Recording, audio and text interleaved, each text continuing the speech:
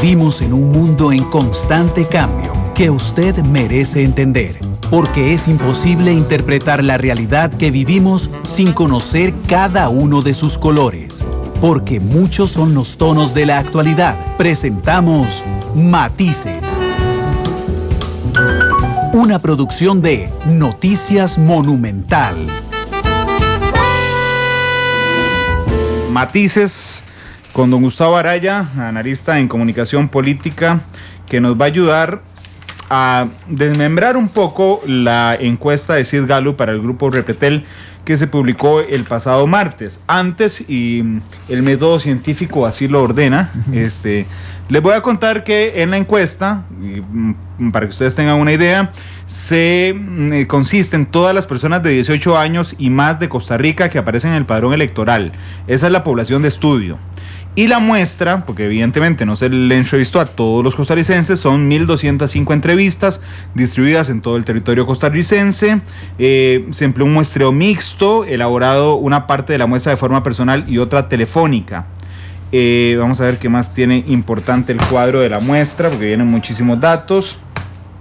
El margen de error es importante. Sí, ahí estoy buscando, justamente lo estaba buscando. 2.8 puntos porcentuales. Sí. El nivel de confianza es 95% y el margen de error 2.8 puntos porcentuales. Ok, 2.8 más menos. Más menos. Sí. Exacto. Eso quiere, nada más para explicarlo, eso quiere decir que los resultados, si uno los redondea, estarían 3 puntos para arriba o 3 puntos para abajo del resultado que se diga, que esté en discusión cuando se hable de la muestra total. Sí. Y el 95% de confianza significa que si de 100 veces que yo realizara esa encuesta, en 95 de ellas los resultados van a estar dentro de ese margen de error para esa población total. Sí, es interesante porque entonces ustedes entenderán cómo un margen de error de más menos 2.8% indica que si hay dos personas o dos ítems en la encuesta cuya diferencia sea inferior a 3, es lo que llamamos nosotros un empate técnico, porque uno podría subir 3 o podría bajar 3 el otro. Exacto. Empecemos por el rumbo del país. Dice el texto de la encuesta de Sid Gallup que el ciudadano se muestra pesimista con respecto al rumbo que está tomando el país. 4 de cada 5 personas, es decir, un 80%, considera que se avanza por el camino equivocado, Gustavo. Sí, esto, para hablar en términos estadísticos, hay un 82%, así lo señala, de que va por el rumbo equivocado. Y el porcentaje que considera que va por el rumbo correcto es solamente un 9%. Ahí no hay margen de error, ¿verdad? Es contundentemente 8 de cada 10 personas señalando que efectivamente no está conforme o no considera que el rumbo que toma el país es el que debería estar tomando. Uh-huh. Acá, Randall, pasan varias cosas. Lo primero es que efectivamente, y voy a hablar desde el punto de vista político y luego desde la comunicación política. Desde el punto de vista político, el gobierno ha querido hacer o quiso hacer, digamos, lo que Luis Guillermo Solís llamó en algún momento encender los dos motores. Eso tenía que ver más con una posición desde el punto de vista de la producción, tenía que ver también con un tema de desarrollo, un tema de modelo país. Normalmente Costa Rica había apostado durante los últimos 20, 30 años por un modelo de país en el cual se privilegiaba a los sectores financieros exportadores. Luis Guillermo Solís dice que él va a encender el otro motor. Eso quiere decir que el motor industrial y agrícola también debería ser parte, digamos, de esas dos bielas, de esos dos motores encendidos para que la economía costarricense avanzara. Obviamente, esto, digamos, trajo aparejado acciones políticas muy concretas desde el punto de vista del gobierno. La política de abastecimiento institucional, el resurgimiento o el tratar de fortalecer el Consejo Nacional de la Producción, el estar cerca, digamos, de los sectores económicos agrícolas, digamos, tradicionales en Costa Rica, uh-huh. La protección, por ejemplo, del tema del arroz, que a uno le parecía como contradictoria, ¿verdad? Proteger aún más de lo que estaba protegido, el tema del arroz y demás, obedece. Son políticas públicas que obedecen a encender ese otro motor industrial agrícola, mientras que Costa Rica apuesta muy fuertemente por traer inversión extranjera directa y por hacer todo lo que es el sistema de la nueva economía.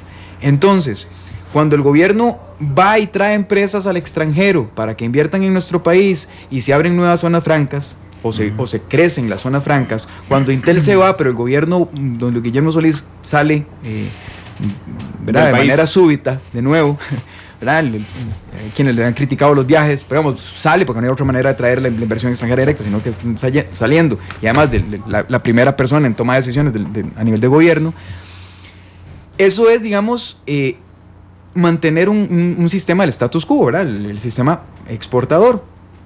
Pero mientras por el otro lado se está tratando de tener una economía boyante en el plano de lo industrial y agrícola, lo que parece que tenemos un gobierno como medio bipolar, porque entonces tenemos solamente en Costa Rica, si hubiesen muchos recursos, prácticamente sí sería posible apostar por dos sectores, pero teniendo tan poquitos recursos, tratar de revivir, por ejemplo, no ha podido revivir efectivamente el Consejo Nacional de la Producción.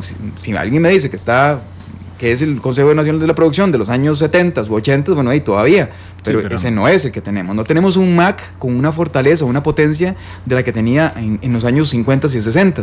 Entonces, lo que la población ve es una especie de comportamiento bipolar. Por un lado, se favorece, digamos, muy fuerte en el tema de la huelga del lado de Limón, ¿verdad? Con Rolando Oler trayéndolo y llevándolo en el tema portuario, y con el tema de APM Terminals, el gobierno muy puesto sobre sus decisiones. Entonces el sector empresarial aplaudía, pero por otro lado aprobaba el procesal laboral. Entonces el sector empresarial decía, ¿pero qué es esto? Sí. Esa bipolaridad hace que efectivamente la población no tenga claro cuál es el rumbo. Le parece que todos son rumbos y son rumbos, digamos, para uno no va a quedar bien en un lado y para otro no va a quedar bien del otro, y entonces efectivamente esas contradicciones en el nivel político no han quedado claras. Uno, y en el nivel de la comunicación política tampoco. Sí, es, digamos, un comportamiento errático. Yo aquí, para ser muy justo, porque tengo el histórico de las encuestas, he de decir que el 82% que da esta encuesta de Sid Gallup, en que la gente ve como un mal rumbo el que va al país, no es el más alto.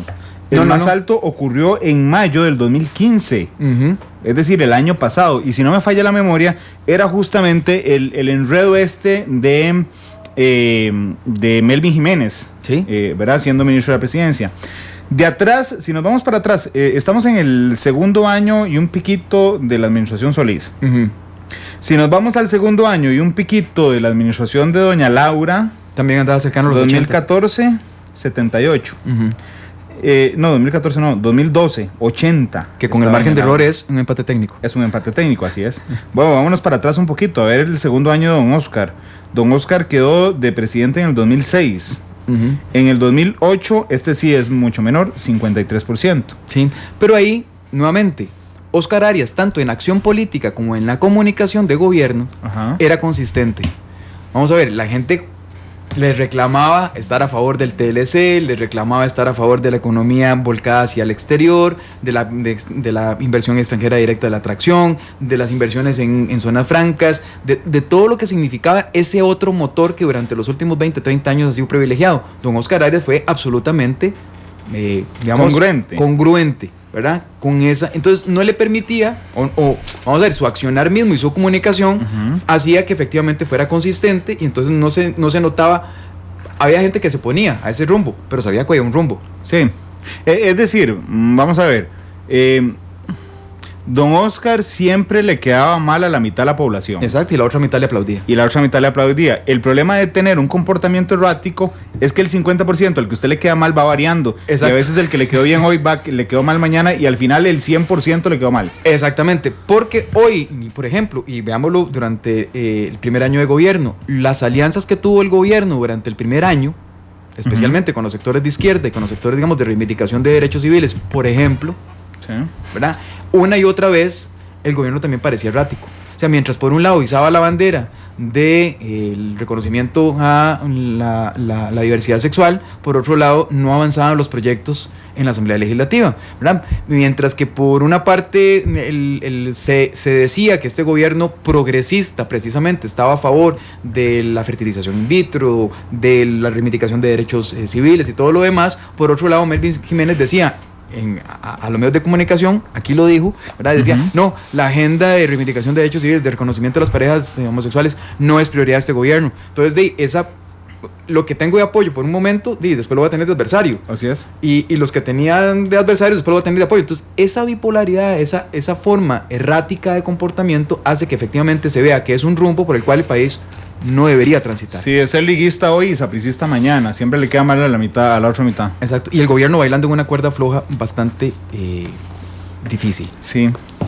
Vamos al segundo punto de la encuesta. Vamos a ver qué agregado tiene. Dice Sid Gallup en este primer tema sobre el rumbo que el sentimiento negativo tiende a ser más común entre aquellos que han visto desmejorar las finanzas en sus hogares, por supuesto. Es toda la lógica del mundo. Ajá, así como los que evalúan negativamente al presidente Solís en lo individual, que ahorita lo vamos a ver en sus funciones, pega o compagina con la gente que ve un mal rumbo para el país.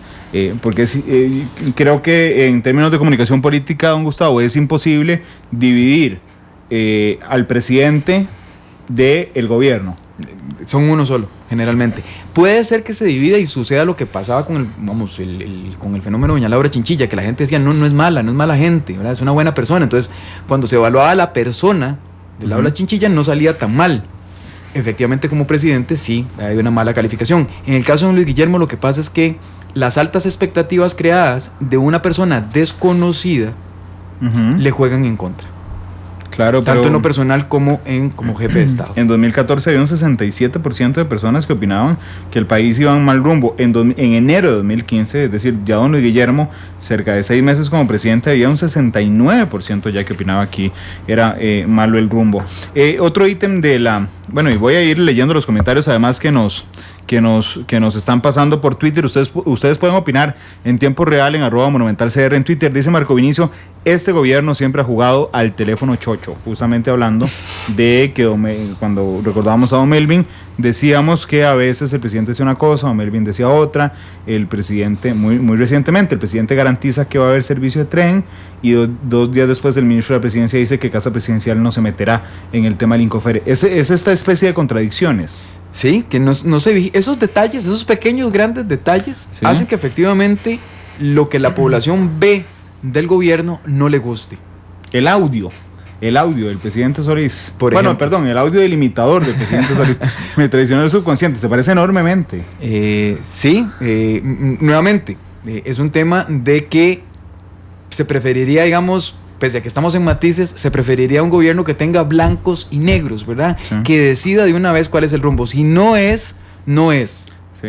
Pero no es, y lo vamos a investigar y vamos a ver qué pasa, pero sí es y no se reconocen los errores. Ya ahora ya es tarde.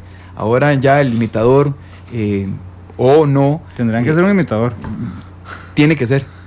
Sí. Le íbamos a poner blanco y negro al programa, pero ya había una sección otro noticiero de la competencia. El segundo ítem de la encuesta son las preocupaciones en el hogar. Y esto demuestra algo muy interesante. Desempleo es la mayor preocupación con 27%, le sigue el costo de la vida, que curiosamente la inflación ha sido la más baja en muchísimos años, con 20%.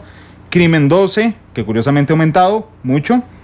Uso y tráfico de drogas 10% y el futuro de los niños un 7%, don Gustavo. Sí, y esto hay que ir por partes. El tema del desempleo, acordémonos de que... Por partes también era un grupo musical, pero no importa.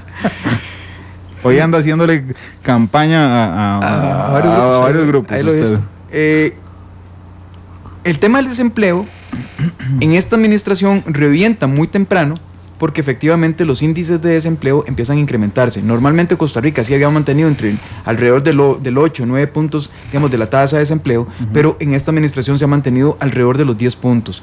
Si bien es cierto, puede haber bajado resultado de la actividad económica y demás, lo cierto del caso es que no se ha visto una rebaja sustantiva. Entonces, en todos nuestros hogares o nuestras familias cercanas o inmediatas existe población especialmente joven que no está siendo empleada en este momento, y hay un terror prácticamente porque personas efectivamente que tienen más de 40 años o más de 30 años, si pierde el empleo, retornar o creer que puede retornar muy fácilmente a ubicarse en temas laborales es bastante complicado. Eso significa que hay una cuarta parte de la población, un 27%, una cuarta parte de la población que está diciendo que en este momento el tema del desempleo es para ellos un problema. ¿Por qué? Porque no tienen un salario adicional en sus hogares.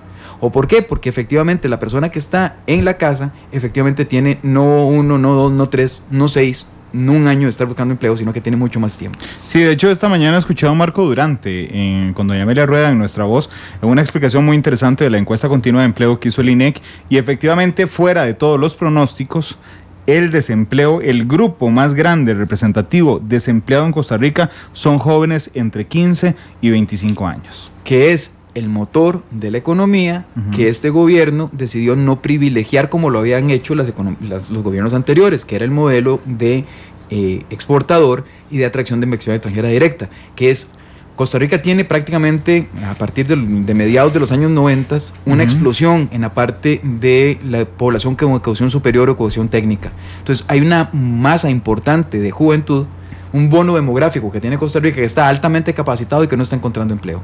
Eso produce de fijo un tema de altas expectativas con este gobierno que no fueron cumplidas. ¿Y qué pasa cuando lo cruzamos con el costo de la vida? El costo de la vida es un tema interesante porque si bien es cierto, usted es uno de los gobiernos en donde el tema de la inflación ha estado muy controlado, eso no significa que haya habido una mejoría en el tema de del poder adquisitivo de la moneda, ¿verdad? Se ha mantenido muy controlado el tema del tipo de cambio, en contradicción con lo que los grupos exportadores han querido durante mucho tiempo, ¿verdad? Que efectivamente esto se separe, pero es prácticamente, digamos, como una camisa de fuerza.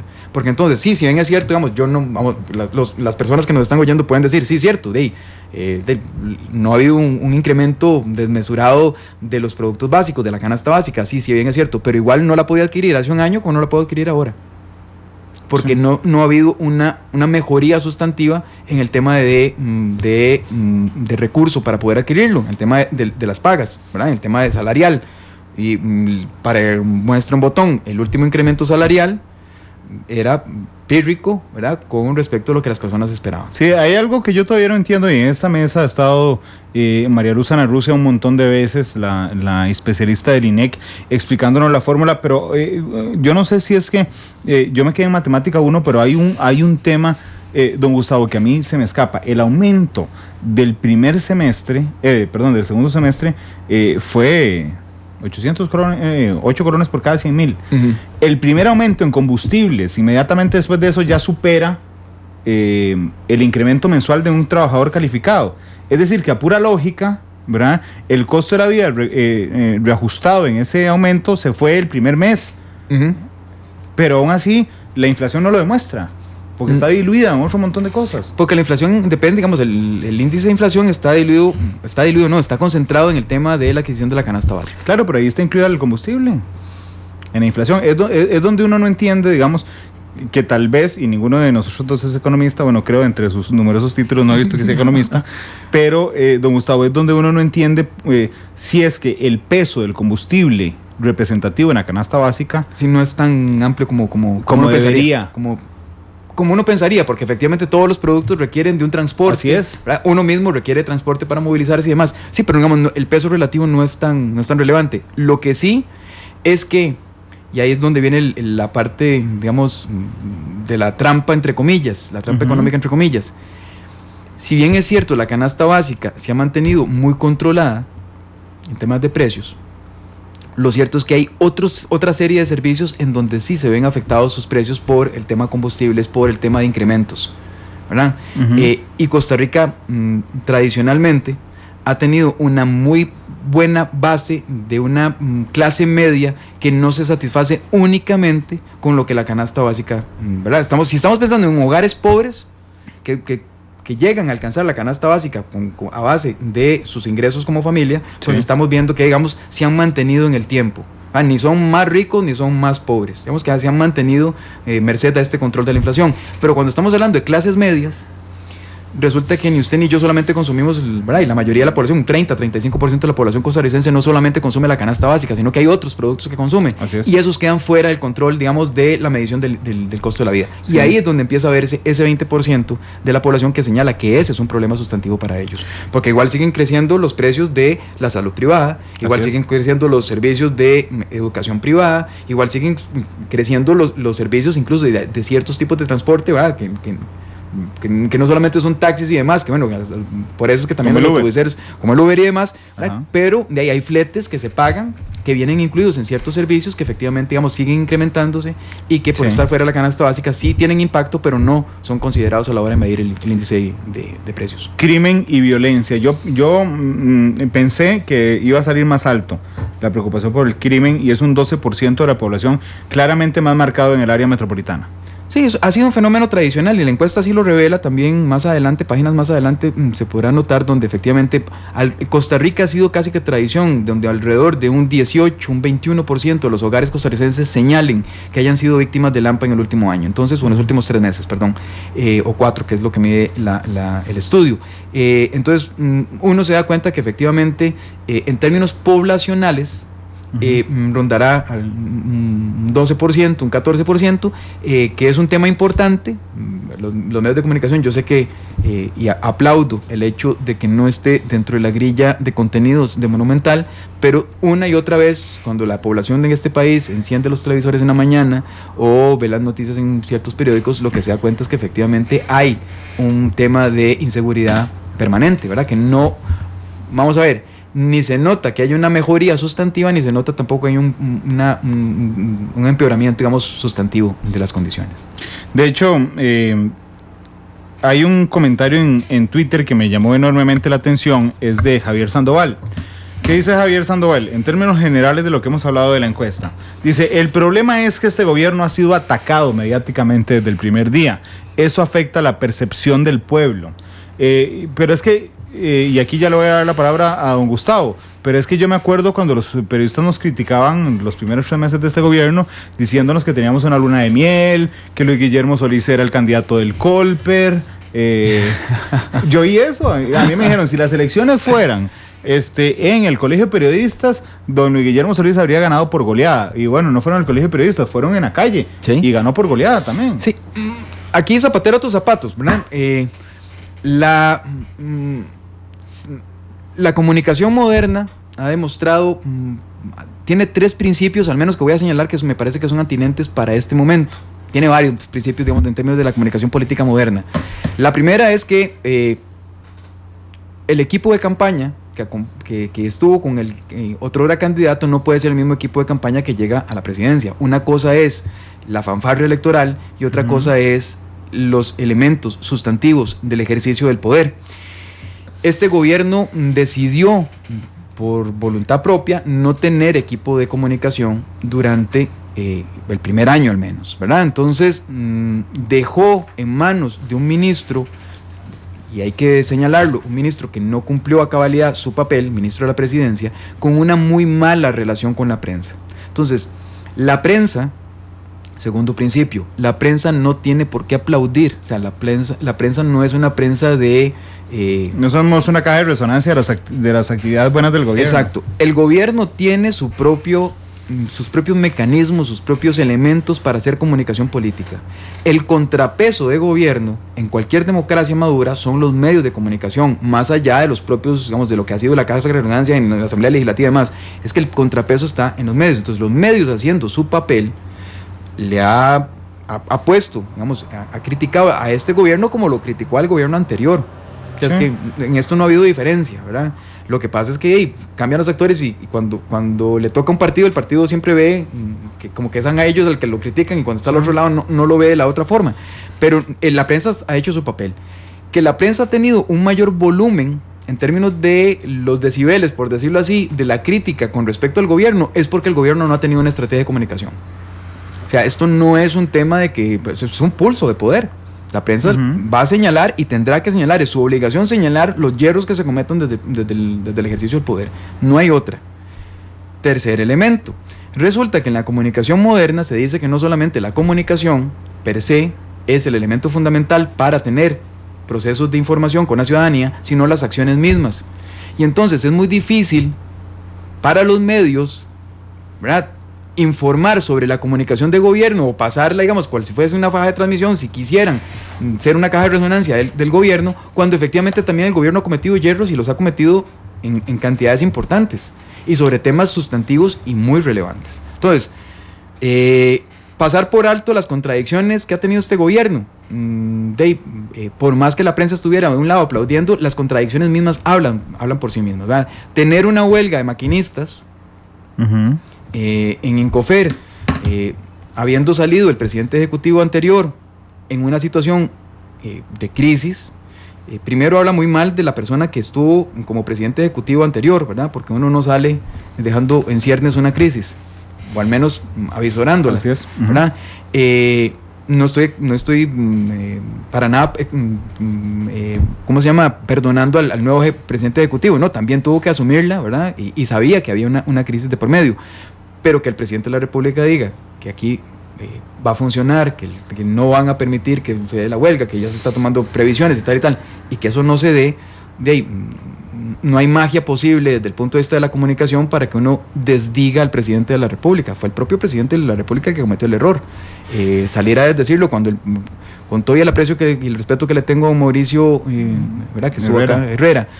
Si el ministro de Comunicación sale con una bolsita con aguacates enfrente de un establecimiento comercial, no hay forma humana posible, desde el punto de vista de comunicación política, de tratar de enmendar ese entuerto cuando efectivamente esa acción comunica por sí misma.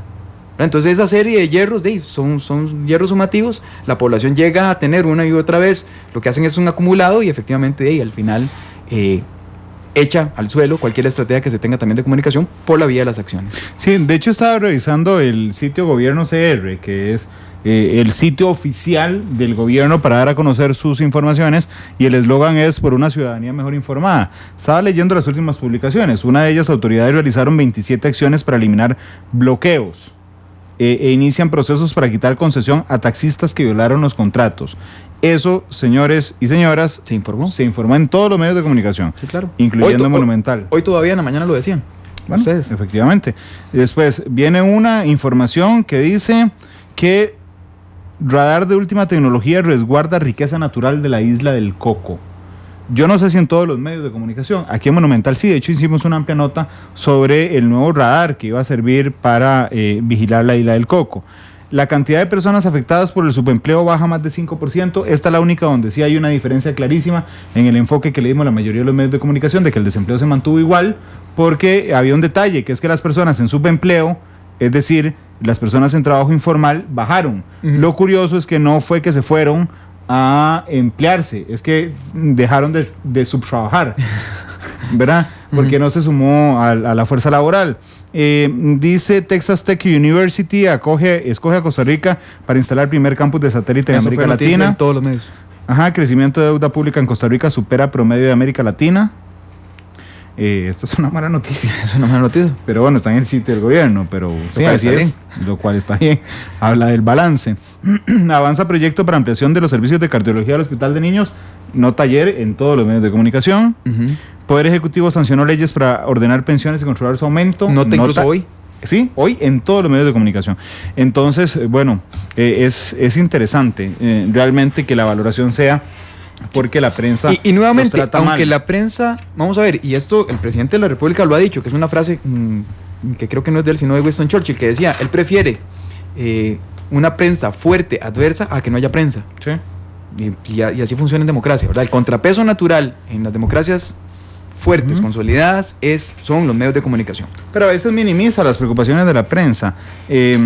Con esto del audio, ¿verdad? Que a mí ha habido costarricenses que no son periodistas que se me acercan a decirme a mí lo del audio, o sea, que haya una persona que hable exactamente igual al presidente me parece peligrosísimo. Hay gente que se me ha acercado a decir eso. Y cuando los directores de medios de comunicación enviamos a nuestros reporteros a Casa Presidencial a preguntarle al presidente de la República si esto no le parecía una cuestión gravísima, ¿verdad? Lo que hizo fue tratar el tema como pecata minuta. Dijo, hay otras cosas más importantes de las cuales preocuparme. Y entonces de alguna forma es desautorizar las preocupaciones del otro. Sí, nuevamente, a falta de una estrategia de comunicación desde el punto de vista de gobierno o una estrategia de comunicación efectiva en el gobierno, porque estrategia siempre habrá mala o buena, pobre o fortalecida, pero digamos lo que ha prevalecido es efectivamente entonces la agenda mediática, nuevamente, lo cual cuyo papel es estar pendiente y hacer críticas al gobierno. No puede lanzarle odas al gobierno de manera permanente porque para eso no están, ¿verdad? No es su papel. Analizamos los tonos de la actualidad, exploramos sus contrastes, matices.